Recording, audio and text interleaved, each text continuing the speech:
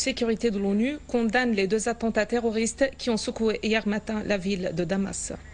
Les pays membres ont exprimé leurs sincères condoléances à la Syrie et aux familles des victimes de ces actes infâmes. La Russie a fortement condamné les actes des forces extrémistes qui œuvrent pour envenimer la situation en Syrie. Le ministère russe des Affaires étrangères a condamné dans un communiqué cet acte barbare qui a fait grand nombre de tués innocents. Le communiqué a affirmé que les partis extrémistes qui refusent de parvenir à un règlement interne de la crise en Syrie via un dialogue national entre le pouvoir et l'opposition cherchent à réaliser leurs objectifs à travers l'escalade et les provocations armées qui visent les institutions de l'État et les civils, dont des femmes et des enfants. Le communiqué ajoute que Moscou espère que la mission des observateurs de la Ligue arabe, qui est arrivée à Damas, évalue d'une manière objective cet acte terroriste. La Russie insiste toujours sur sa position qui appelle à mettre fin à la violence en Syrie, quelle que soit sa source, et juge nécessaire que les Syriens eux-mêmes parviennent à un accord sur l'avenir de leur pays au plan politique, économique et social. Pour leur part, les États-Unis ont dénoncé cet acte terroriste par la voix de Mark Toner, porte-parole du secrétariat d'État américain.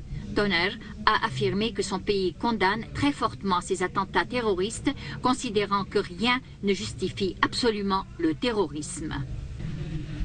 À Beyrouth, le ministre libanais des Affaires étrangères Adnan Mansour a violemment condamné cet acte criminel barbare qui a fait des dizaines de victimes civiles et militaires.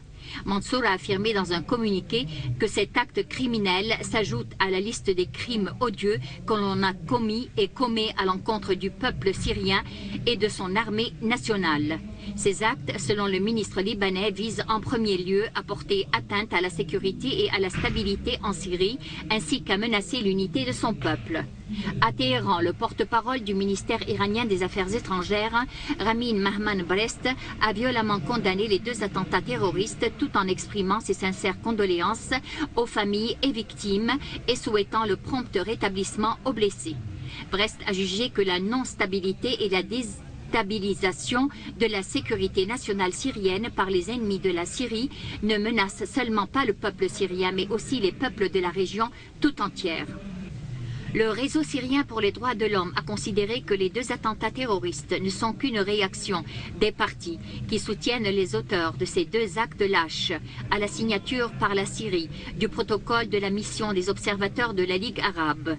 Selon le réseau syrien, ce terrorisme n'est qu'une preuve sur la crainte des partis du complot que leur réalité terroriste soit dévoilée, notamment que la Ligue arabe va constater de visu le meurtre et l'intimidation par leurs aspects les plus abominables.